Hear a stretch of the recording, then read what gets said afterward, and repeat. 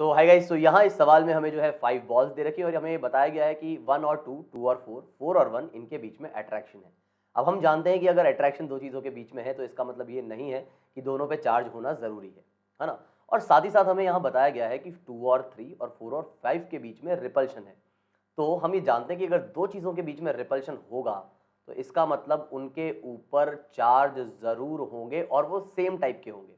तो इसका मतलब 2 और 3 जो है वो सेम टाइप के चार्ज हैं, या तो दोनों पॉजिटिव होंगे या दोनों नेगेटिव, और इसी तरीके से 4 और 5 भी या तो दोनों पॉजिटिव होंगे या फिर नेगेटिव। ठीक है, सेम टाइप के होंगे। अब बात ये आती है कि यहां पर अगर मैं कोई कॉमन चार्ज देखना चाहूं, जैसे कि यहां हमें क्या दिया गया है 2 और 4, तो 2 और 4 के बीच में अट्रैक्शन भी है। तो 2 और 4 के बीच में अट्रैक्शन है तो यहां या तो ऐसा हो सकता है कि 2 और 4 में से कोई एक न्यूट्रल हो, लेकिन न्यूट्रल होने का केस अपने आप हट जाता है क्योंकि 2 और 4 रिपल्शन भी शो कर रहे हैं 3 और 5 से। तो 2 और 4 पे चार्ज जरूर होगा।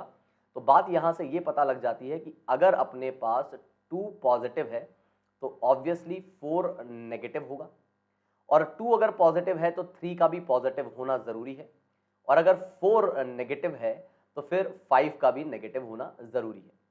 इसी के साथ हमको ये साफ पता लग रहा है कि 2 और 1 इनका अट्रैक्शन है, तो 1 जो है वो न्यूट्रल भी हो सकता है, लेकिन अगर 1 न्यूट्रल है तो फिर 1 4 के साथ भी अट्रैक्शन शो करना चाहिए, जैसा कि आपको यहां दे रखा है ना?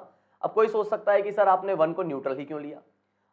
1 2 के साथ अगर अट्रैक्शन शो कर रहा है तो 1 को आप नेगेटिव भी ले सकते थे। तो नेगेटिव नहीं लेने के पीछे वजह यह है कि अगर 1 नेगेटिव हो जाता है तो बिल्कुल वो 2 के साथ अट्रैक्शन शो कर देगा, लेकिन फिर वो 1 जो है 4 के साथ रिपल्शन शो करेगा, जो कि यहाँ पर आपको साफ साफ दिखाया गया है कि वो अट्रैक्शन शो कर रहा है। इस वजह से नेगेटिव होने के चांस खत्म हो जाते हैं और यहाँ से हमको 1 जो है वो एक न्यूट्रल ऑब्जेक्ट पता लग जाता है। अब यहीं से अगर बात करे कोई कि सर आपको क्या पता कि 2 जो है वो पॉजिटिव था, 2 नेगेटिव भी तो हो सकता है। जी हाँ, बिल्कुल। तो ऐसा करते हैं, 2 को नेगेटिव भी मान के कर लेते हैं एक बार सॉल्व, वही कहानी हो जाएगी। अगर 2 नेगेटिव है तो ऑब्वियसली 3 को भी नेगेटिव होना पड़ेगा, और 2 और 4 के बीच में क्योंकि अट्रैक्शन है तो 4 को फिर पॉजिटिव होना पड़ेगा, और 5 भी फिर पॉजिटिव होगा। और वही कहानी अगर फिर मैं 1 से दोहराऊंगा, तो अब 1 अगर मान लीजिए 1 और 2 के बीच में अट्रैक्शन है और 2 नेगेटिव है और 1 को आप पॉजिटिव मान लेते हैं, तो ये पॉजिटिव 1 पॉजिटिव 4 के साथ रिपल्शन शो करेगा, जो कि पॉसिबल नहीं है। इस वजह से 1 का पॉजिटिव होना यहाँ पर वैलिड नहीं होगा।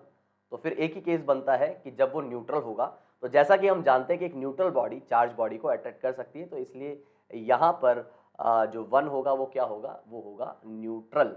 ठीक है,